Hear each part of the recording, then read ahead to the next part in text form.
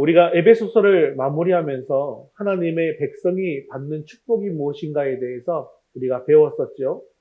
첫 번째 축복은 형제들에게 주시는 평안의 복과 믿음을 겸한 사랑의 복이 있었습니다. 그리고 두 번째 복은 예수 그리스도를 변함없이 사랑하는 자에게 주시는 은혜의 축복이 있었습니다. 그런데 보통 사람들은 뭐 이런 것이 무슨 우리에게서 축복이냐라고 반문합니다. 축복이다라고 하면 아무래도 돈을 많이 벌고 건강하게 오래 살면서 걱정, 근심 하나 없이 떵떵거리고 사는 게 그런 게 축복이 아닌가라는 생각을 하는 것이죠. 그렇다고 한다면 성경에서는 과연 무엇이 진정한 복이다라고 이야기하고 있을까요? 성경을 주의 깊게 살펴보면 성경 속에는 두 가지 종류의 복이 나타나고 있습니다. 첫 번째는 물질적이고 현세적인 차원의 복입니다. 그리고 두 번째 복은 영적이고 내세적인 차원의 복입니다. 이 중에 첫 번째 복을 부차적이고 상대적이고 일시적인 복이다라고 한다면 두 번째 복은 근본적이고 절대적이고 영원한 복이라고 할 수 있습니다. 그런데 하나님의 계시가 아직 완전히 끝나지 않았던 구약 시대에는 이 두 가지 복의 개념 중에 주로 외형적이고 물질적인 측면의 복이 주로 드러나게 되었다는 것이죠. 그러다가 신약 시대에 오게 되면 하나님의 계시가 완성되게 되는데요. 그래서 하나님의 뜻이 분명하게 나타나게 됩니다. 그렇기 때문에 이제는 오히려 현실적인 복이 아니라 내적이고 또 영원한 영적인 측면의 복이 더 강조되고 있는 것을 볼 수가 있습니다. 그러면 인간적인 이 측면에서, 인간 세상에서 언어적인 측면에서는 이 축복에 대해서 어떻게 이야기하고 있는지도 한번 살펴볼 필요가 있는데요. 그리스 헬라어에서 복이라고 하는 단어는 유로기아라고 하는 그런 단어입니다. 그것은 바로 상대에게 좋은 말을 하다, 덕담을 하다, 이것이 헬라어에서의 축복이고요. 영어에서 축복은 bless이죠. 이것은 피와 연관된 단어입니다.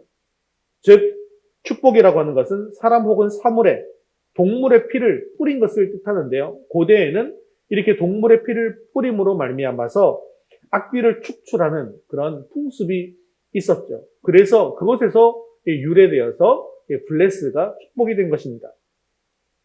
그리고 이 아시아 문화권에서는 이 복이라는 단어를 쓰죠. 복복이라는 단어를 쓰고 있는데요. 이 복복의 부수는 보일 시자이죠. 이것은 신에게 복을 빈다라는 그런 뜻이고, 그래서 위에서 이렇게 내려오는 걸 얘기하는 거예요. 그리고 오른쪽의 복자는 가득할 복자인데요. 이 밭에서 난 곡식이 천장에까지 가득 차서 이르게 되어진 것, 그것을 뜻하는 것입니다. 즉, 내가 가지고 있는 물질이 풍성하게 되어진 것, 이것을 복이다라고 이야기한다는 것이죠. 그래서 각 언어에서 나타난 이 복에 대한 특징을 살펴보면 첫 번째로 좋은 말을 해주거나 듣는 것, 두 번째는 재앙 등 나쁜 것으로부터 보호받는 것, 세 번째 먹고 사는 것에 걱정이 없는 상태 정도가 되는 것이죠. 자, 그렇다고 한다면 성경에서 말하는 진정한 복은 과연 무엇일까요? 성경에서 복을 주다, 축복하다라는 의미로 번역되는 히브리어는 바라크라는 단어입니다. 그런데 이 바라크의 기본적인 뜻은 무릎을 꿇다라는 뜻을 가지고 있습니다. 즉, 복을 주다라고 하는 이 히브리적 의미에서의 표현은 상대방을 무릎 꿇은 상태로 만들다라는 뜻이 되는 것이죠. 그래서 복을 받기 위해서 무릎을 꿇고 조아리는 장면을 상상해 보시면 되는데, 이것은 우리가 주로 세례를 받을 때 상태를 생각해 보시면 돼요. 세례를 받을 때 무릎을 꿇고 세례를 받죠. 사실은 세례를 받는 게 우리 인생에서 영적인 가장 첫 번째 큰 복이 이 세례라는 것을 기억하시면, 이게 바로 복이구나, 이게 바로 복을 받는 상태이구나라는 것을 상상해 볼 수가 있습니다. 이 히브리어의 축복이 다른 언어들의 축복과 근본적으로 다른 것은 크게 두 가지로 생각해 볼 수가 있습니다. 이 좋은 말을 하다 또는 피를 뿌리다라고 하는 축복을 하는 사람의 행위를 기준으로 하고 있는 것이 아니라는 거예요. 성경은 복을 받는 사람의 자세를 묘사하고 있더라는 것입니다. 그리고 두 번째로는 복을 받는 자가 과연 무엇을 받을 것인지, 즉 덕담이나 아니면 핏부림, 풍요로운 삶 이런 것들을 설명하고 있지는 않더라는 것입니다. 즉 성경이 말하는 복은 그 복을 주시는 하나님으로부터 받게 되는 그 무언가가 아니라는 겁니다. 오히려 주님 앞에 무릎을 꿇고 엎드리는 우리의 자세로부터 시작하더라는 것이죠. 그렇습니다.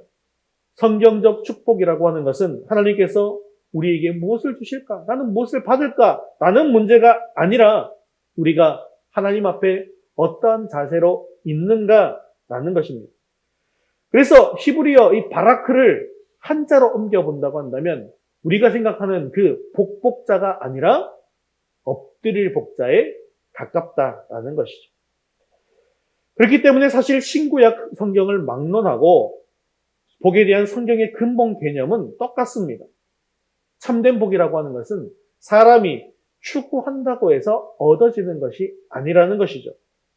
결국 자비로우신 하나님께서 인간에게 부어주시는 것, 그리고 이것은 하나님과 인간 사이의 올바른 관계가 되었을 때 나타나는 우리들의 순종이라는 자세를 통해서 주어진다는 것입니다.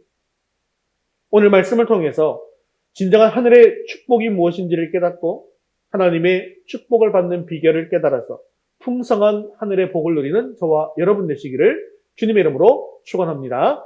우리 첫 번째 같이 읽겠습니다. 순종할 때 복이 임합니다. 오늘 본문 3절 말씀 같이 읽겠습니다. 이 예언의 말씀을 읽는 자와 듣는 자와 길 가운데에 기록한 것을 지키는 자는 복이 있나니 때가 가까움이라. 여러분 전자제품 사면 제일 먼저 무엇을 하십니까? 저는 보통 이렇게 먼저 눌러봅니다. 그런데 일반적으로는 무슨 전자제품이나 제품을 사면 매뉴얼을 살펴보시죠.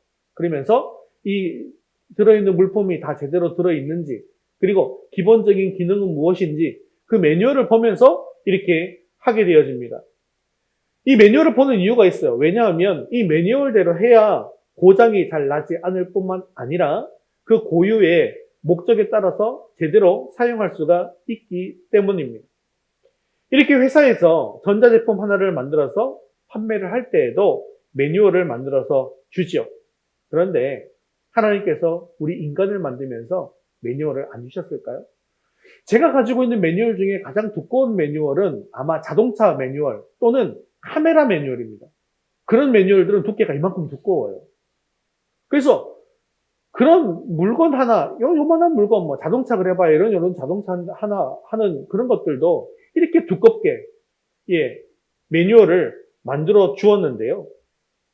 우리 인간을 만드시고 인간을 사용할 수 있도록 하면서 주신 매뉴얼 있다라는 것이죠. 그 매뉴얼이 바로 성경 말씀입니다. 그렇기 때문에 우리가 세상을 가장 지혜롭게 살아가는 방법이 우리에게 주신 하나님의 매뉴얼인 성경대로 살아가는 것이죠. 그렇기 때문에 이 성경 말씀이 이해가 되든지 이해가 안 되든지 또 말씀대로 사는 것이 쉽든지 어렵든지 힘들든지 상관없이 말씀에 따라 사는 것이 우리 인간에게 있어서는 최고의 삶이 되어진다는 것입니다.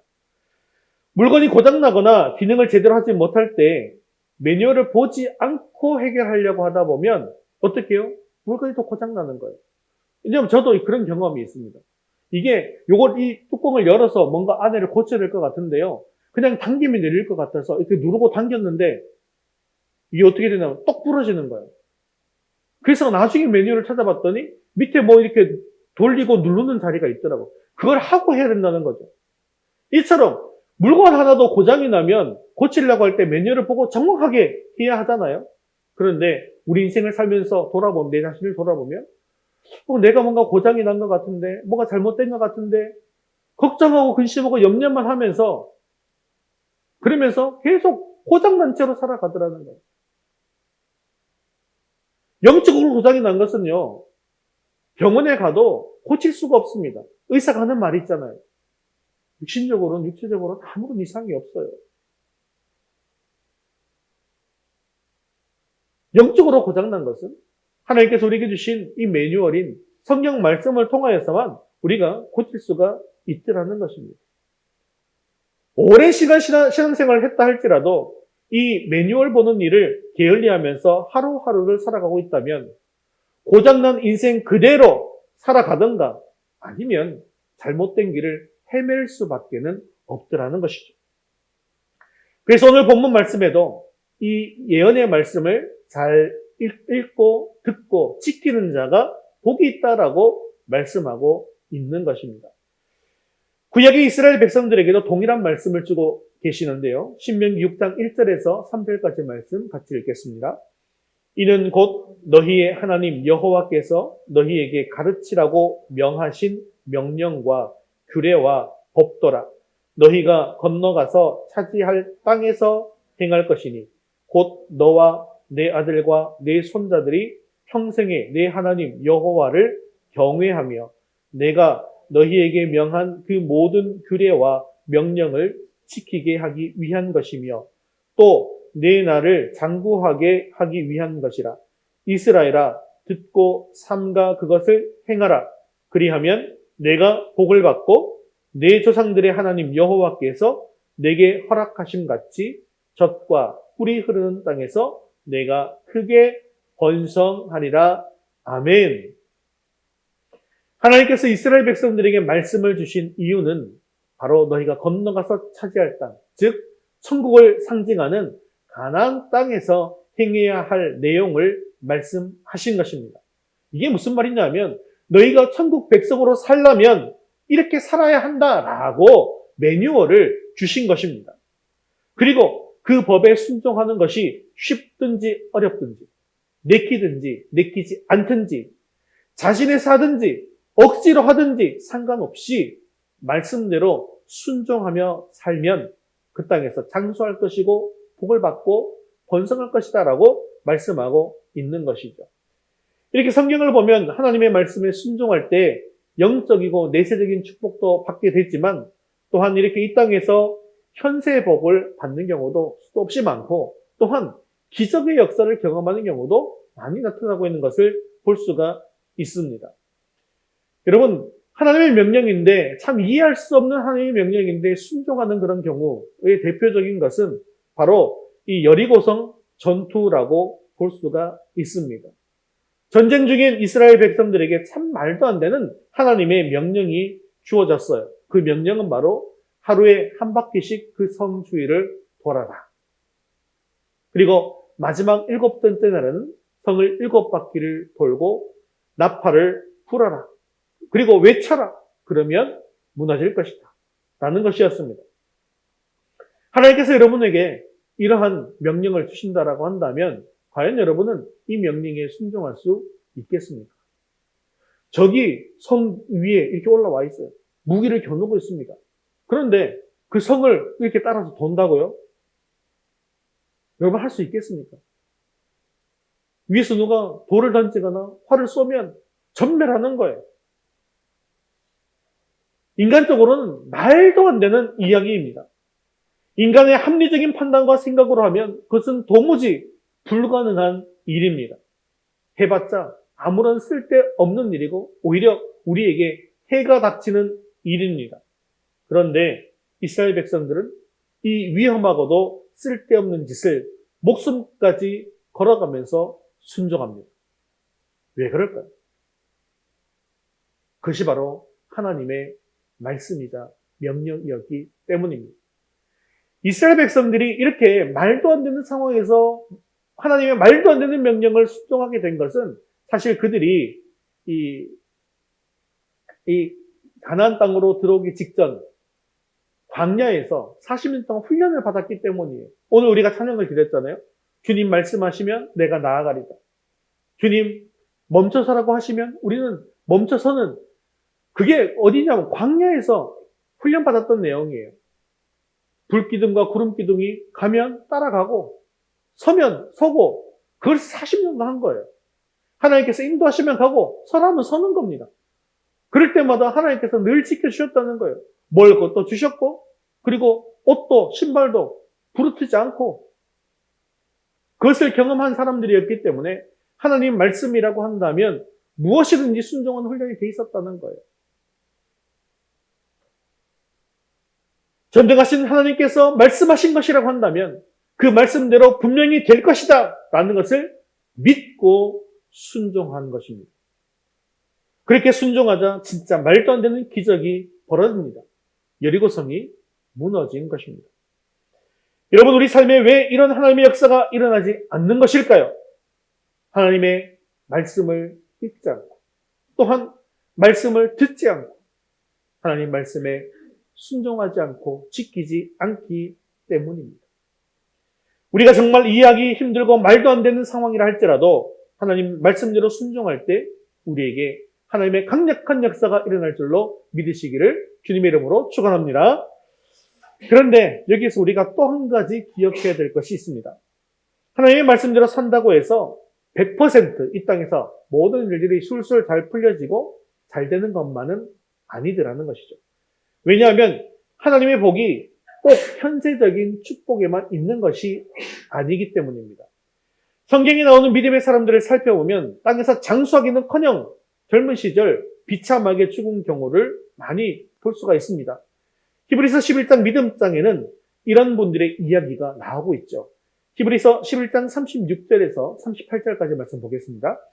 어떤 이들은 조롱과 채찍질 뿐 아니라 결박과 옥에 갇히는 시련도 받았으며 돌로 치는 것과 톱으로 펴는 것과 시험과 칼로 죽임을 당하고 궁핍과 환난과 학대를 받았으니 그들이 광야와 산과 동굴과 토굴에 유리하였느니라. 여러분, 이들이 지금 이런 삶을 산 것, 이거 참 비참하지 않습니까? 위의 것들뿐만 아니라 광야와 산과 동굴과 토굴에 여러분들 살아간다고 생각해 보십시오. 그것만 해도 얼마나 비참한 일입니까? 그런데 이 사람들이 이런 삶을 살게 된 것이 그들이 믿음이 없었기 때문에, 또는 하나님의 말씀을 묵상하지 않았기 때문에, 또는 하나님의 말씀에 순종하지 않았기 때문일까요? 심지어 지금 복이 있나니라고 선포하고 있는 이 요한조차도 지금 감옥에 가서 있는 상태 아닙니까? 사실 이분들은 너무나도 믿음이 좋은 사람입니다. 사실 성경을 살펴봤을 때 이분들보다 더 믿음이 좋거나 하나님의 말씀에 더 순종한 사람이 없을 것입니다. 그럼에도 불구하고 그들은 그런 모진 삶을 살았습니다. 그렇다면 그 이유가 과연 무엇 때문이었을까요? 히브리서 11장 39절 40절 말씀 같이 읽겠습니다.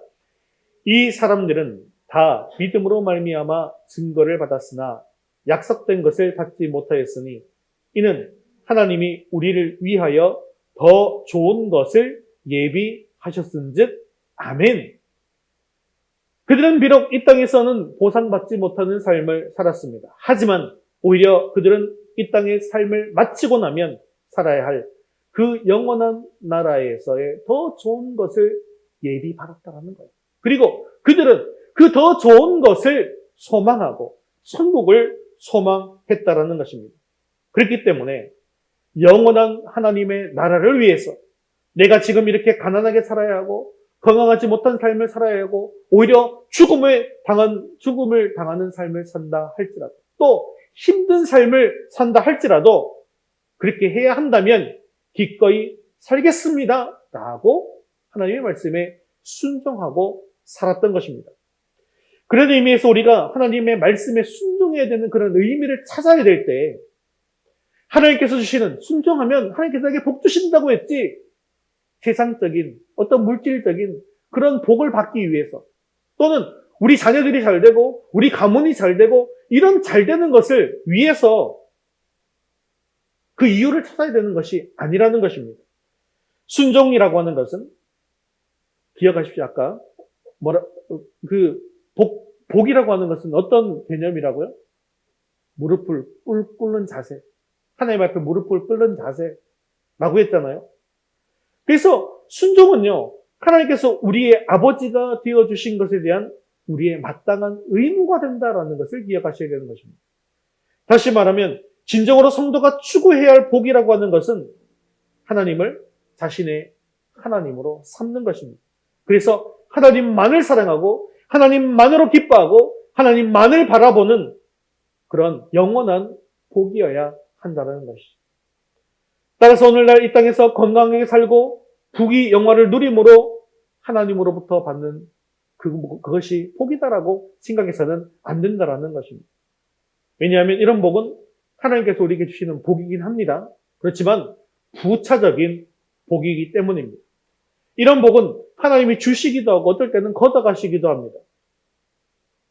그러니 꼭 기억하십시오. 필요하면 하나님께서 우리에게 반드시 주실 것입니다.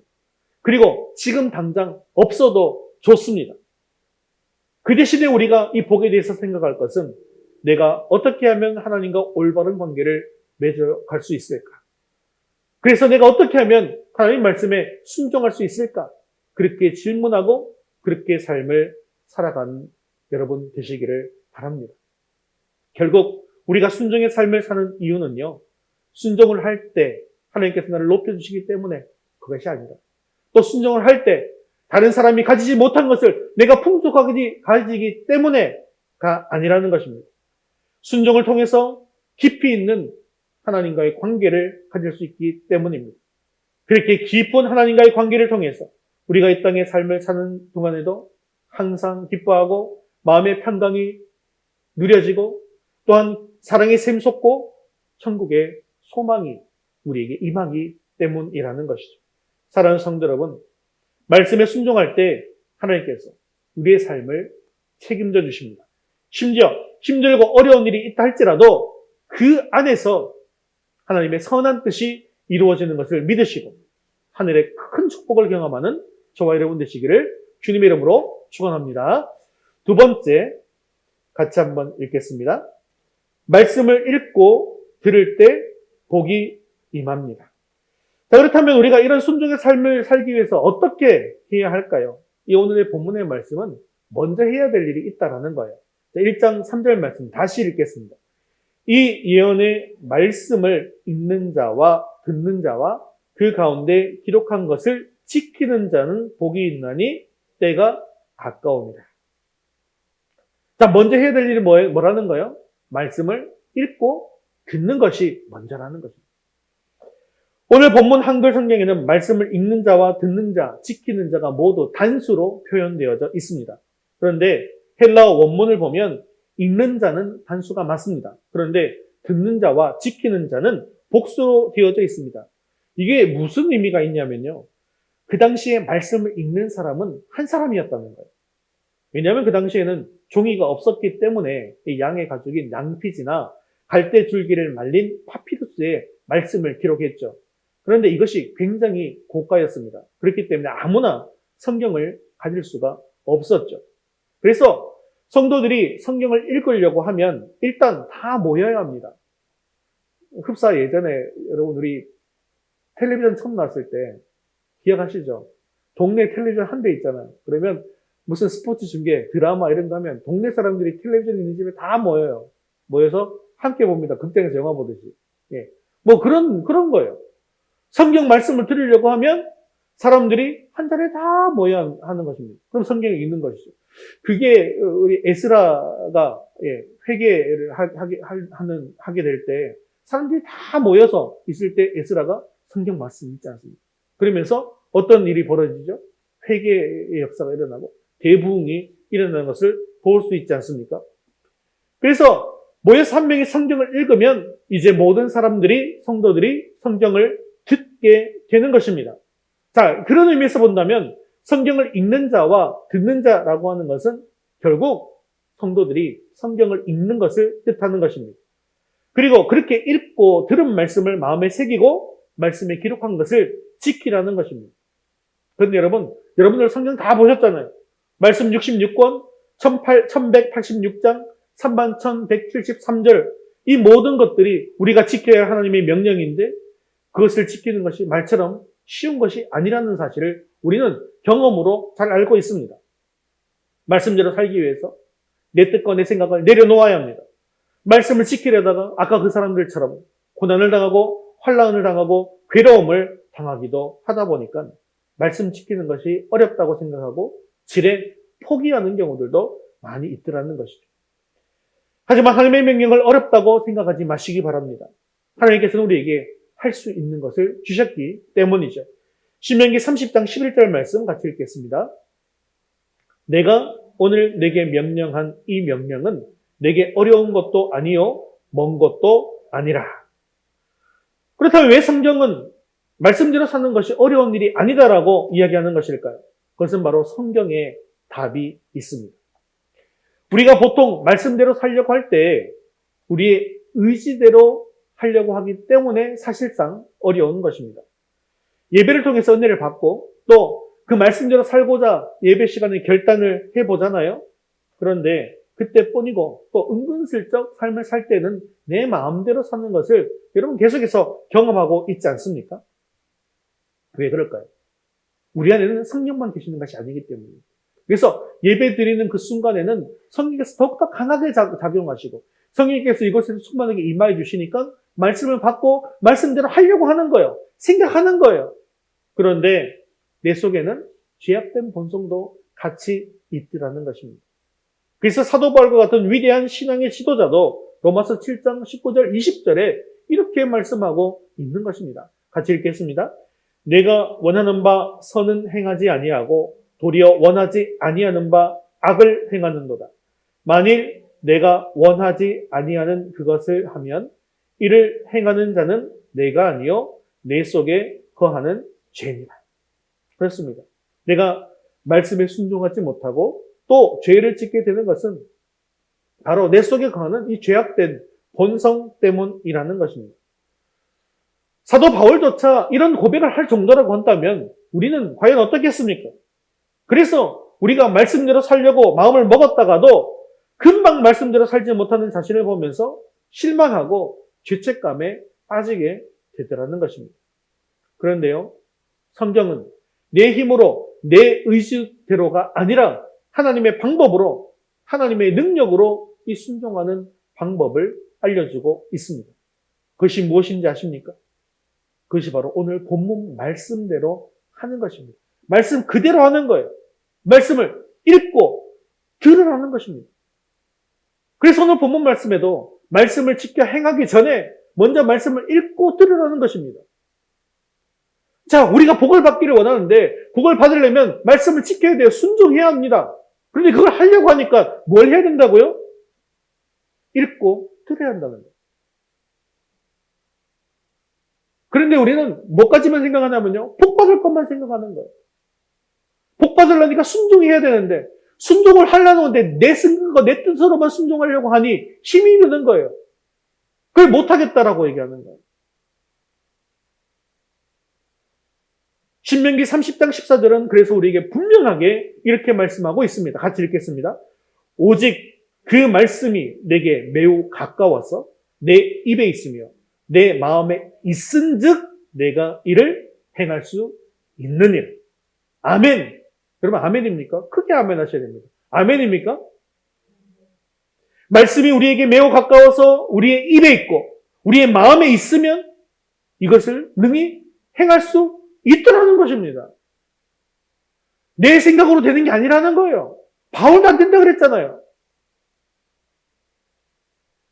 말씀대로 사는 것이 너무나도 힘들고 어렵다고 생각하십니까? 이 세상이 악하기에 나만 말씀대로 살면 손해본다고 생각하십니까? 그래서 말씀은 말씀일 뿐이고 그저 나는 내가 할 수 있는 만큼만 하면 된다라고 선포하시면서 정신승리를 선포하고 있는 것은 아닙니까? 그런데요, 하나님께서는 우리의 이런 연약함까지도 다 아시고 방법까지 이미 다 알려주셨습니다. 말씀을 가까이 두고 늘 읽고 마음에 새기고 있으면요, 절대로 포기하지 못할 것 같은 세상적인 욕심이 어느 순간 버려지게 되는 거예요. 내 힘으로는 절대 할 수 없을 것 같은 그 일 앞에서 포기하지 않습니다. 늘 말씀을 읽고 말씀을 새기고 있다 보면 어느 순간 이것은 내 힘으로 하는 것이 아니라 나보다 훨씬 더 크신 하나님께서 하시는 것을 믿습니다 라고 고백하면서 나아가게 되더라는 것이죠. 그래서 무엇을 경험하게 된다고요? 기적을 경험하게 되는 겁니다. 하나님께서 일하시니까요. 이게 바로 말씀의 능력이고 말씀의 복이라는 것입니다. 그런데 문제는요, 우리 성도들이 신앙생활을 하면서 가장 많이 안 하는 것이 말씀을 읽는 일이라는 것입니다. 성경을 읽어도 무슨 이야기인지 모르기 때문에 읽기가 어렵다라고 말씀하십니다. 물론 무슨 뜻인지 이해하면서 읽는 것 가장 좋죠. 그런데 모르기 때문에 아예 시작을 하지 못하면 어떻게 될까요? 끝까지 못하게 되는 거예요. 여러분, 전 자전거 처음부터 잘 타신 분 계십니까? 저도 지금 자전거 잘 타고요. 우리 아들들도 자전거 잘 탑니다. 잘 타요. 그런데 처음부터 잘 탔나요? 아닙니다. 아마 처음부터 자전거를 아무리 천재라도 처음부터 자전거를 잘 탄 사람은 없었을 겁니다. 분명히 한 번쯤은 넘어졌을 겁니다. 천재라도. 그런데 넘어지는 과정을 경험하고 우리 아들은 막 맨날 무릎 까지고 팔 까지고 막 다 머리 깨지고 이러고 왔어요. 자전거 타다가 넘어져가지고. 진짜로. 그래서 지금 잘 탄다니까요. 그것처럼 내가 잘 못하더라도 하다 보면, 시간을 들이다 보면 잘 하게 됩니다. 시간을 좀 더 많이 들이면 전문가가 됩니다. 거기서 시간을 더 많이 들이면 세계적인 것이 되는 거예요. 세상의 모든 일들이 다 그렇습니다. 이처럼 말씀의 뜻이 무엇인지 잘 이해가 되지 않는다 할지라도 계속 읽어가는 게 중요합니다. 계속 말씀을 쭉 읽어가는 것을 통독이다라고 이야기하는데요. 이게 통독을 하다 보면 말씀의 큰 그림이 그려지는 거죠. 이렇게 전체 맥락에서 성경을 알게 되면 나중에 부분으로 들어가서는 이제 공부를 해야 되죠. 전체를 알고 부분으로 들어가서 공부를 하게 되어지면 결코 오류에 빠지지 않고 올바로 알게 되어지는 것이죠. 사실 성경을 읽다 보면 이것이 서로 모순이 아닌가라고 생각되는 부분들이 있습니다. 그런데 성경은 전혀 무오하잖아요. 틀린 것이 한 부분도 없잖아요. 이 대표적인 오류처럼 보이는 것이 바로 바울 서신의 이신칭의와 야고보서의 이행칭의 교리입니다. 이 로마서와 야고보서 말씀을 같이 한번 읽어보겠습니다. 같이 읽겠습니다. 오직 의인은 믿음으로 말미암아 살리라 함과 같으니라. 이신칭의 교리입니다. 자, 야고보서 말씀은요. 사람이 행함으로 의롭다 하심을 받고 믿음으로만은 아니니라. 이행칭의 교리입니다. 이건 완전히 다른 얘기잖아요. 첫 번째 거는 행위가 아니라 믿음으로 말미암아 의롭게 얻게 된다, 구원을 얻게 된다는 얘기고, 밑에 거는요, 믿음으로만이 아니고 행함이 있어야 한다라는 얘기잖아요. 그러니 꼭 상충되는 것처럼 보입니다. 성경 틀렸네 라고 생각하더라는 것이죠. 그래서 고민이 빠지는 거예요. 이거 잘못된 거 아닌가? 그런데 성경을 통으로 많이 읽어본 사람들은 결코 이 말씀이 서로 상충되지 않습니다. 성경 해석의 첫 번째 원리는 통전적 해석입니다.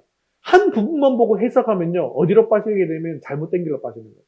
결국 이게 어디서 많이 하는 겁니까? 이단들이 많이 하는 겁니다. 사이비 교주들이 많이 하는 행동들. 이것만 가지고 하는 거예요. 앞뒤를 안 살피고, 크게 앞뒤를 안 살피고, 더 큰 교리를 보지 못하면 이런 일들이 벌어지게 된다는 것입니다. 즉, 성경 전체의 흐름의 원리와 복음의 큰 그림 속에서 이 부분을 해석하는 것. 그것이 통전적 해석입니다. 이렇게 말씀을 보면 야고보서의 말씀은요.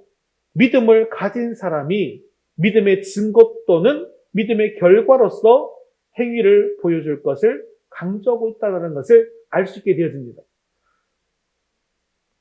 그렇기 때문에 아무리 행위가 올바른 사람이라 할지라도 믿음이 없다라고 한다면 믿음이 없는 행위만 가지고 구원을 받을 수 있다 없다? 없다는 거예요. 반대로 믿음이 있다라고 말하면서 하나님의 백성으로서의 행함이 없다라고 한다면 그 믿음이 진짜 믿음이다, 가짜 믿음이다? 믿음이 있는데 하나님의 백성으로 삶을 살지 않는다면 그 믿음은 가짜 믿음이다라는 거예요.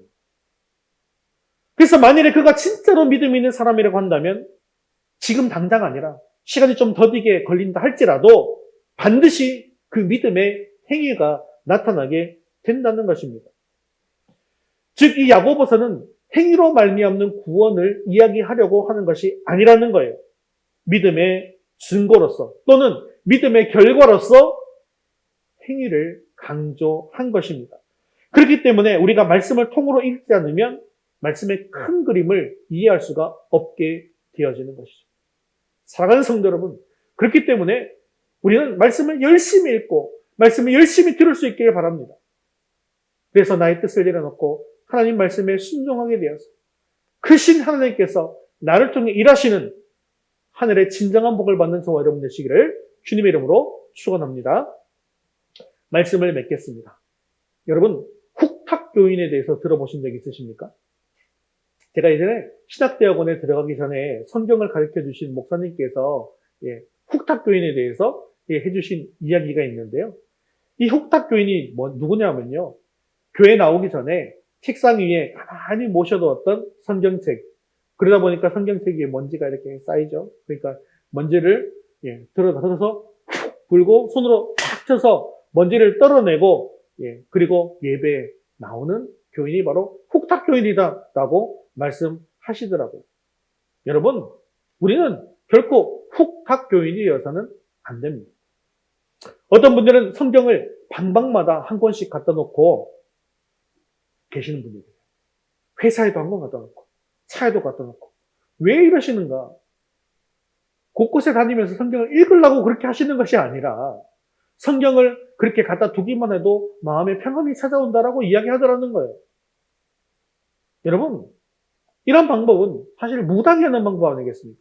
성경은 결코 부적이 아닙니다.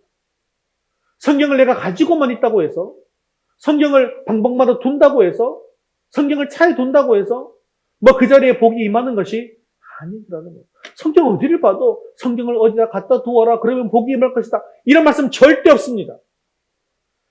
하나님께서 성경을 통해서 우리에게 복을 주시겠다라고 약속하셨는데 그것은요. 성경 권수를 많이 가질 때가 아닙니다. 성경을 방목마다 둘 때가 아닙니다. 어떻게 해요? 오늘 말씀이 뭐라고 하십니까? 성경의 말씀을 읽고 듣고 지킬 때라는 것입니다. 제가 매일 카톡으로 드라마 바이블 읽기를 보내드리고 있잖아요. 목사님이 귀찮게 또 보냈다라고 생각하지 마십시오. 여러분, 저는 그거 보내는 거 그냥 카카오톡으로 보내니까 보내나 보다 그게 아니에요. 그 성경 다 일일이 제가 틀어서 재생해서 그거를 다시 녹화 프로그램으로 녹화를 합니다. 그래서 그걸 다시 동영상 편집 프로그램에 집어넣고요. 다 잘라서 편집을 하고 그리고 또 뒤에 음악을 또 편집해서 넣어서 그것을 다시 만들어서 유튜브에 올리고 그리고 여러분들에게 제공되는 거예요. 그거 제공되는 시간이 꽤 쉬는 시간이 많이 걸리는 작업입니다. 그런데 그냥 막 쉽게 여러분들에게 보내드리는 게 아니에요. 근데 목사님 또 귀찮게 또 보냈다고 카톡 또 왔네 이렇게 생각하지 마시라는 거예요. 아, 목사님이 또 보내셨구나. 뭐 때문에 보냈어요? 제가 뭐 하라고 보낸 거예요, 여러분들에게? 뭐 받으라고? 오늘 말씀 기억하세요. 뭐 받으라고 보낸 거예요? 복 받으라고 보내는 거예요. 뭐 하면 복 받습니까? 말씀을 지킬 때요. 말씀을 어떻게, 그럼 나 말씀 못 지키겠는데요? 어떻게 하면 말씀 지킬 수 있다고요?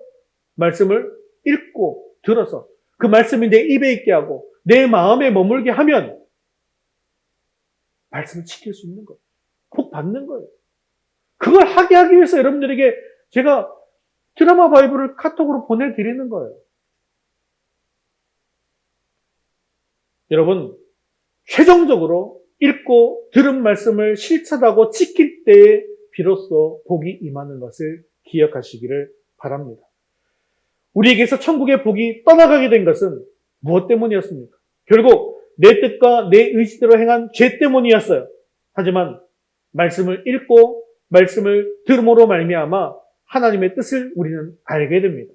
그리고 말씀을 통해서 성령의 능력이 나타나게 되는 거예요. 성령께서 내 속에 있는 죄를 깨닫게 하십니다. 결국 내 뜻을 내려놓게 되고 내 죄를 내려놓게 되고 말씀 앞에 어떻게 됩니까? 무릎을 꿇게 되는 거예요. 이게 중요한 개념이에요. 말씀 앞에 무릎을 꿇는 겁니다. 그리고 하나님 앞에 그 말씀 앞에 순종하게 되어질 때에 그것이 바로 하나님께서 우리에게 주시는 바라크의 복이라는 것. 하늘의 축복이 임하게 된다는 것입니다. 나의 것을 내려놓고 말씀에 순종함으로 말미암아 크신 하나님께서 나를 통해서 일하시는 놀라운 축복의 역사가 일어나는 저와 여러분 되시기를 주님의 이름으로 축원합니다.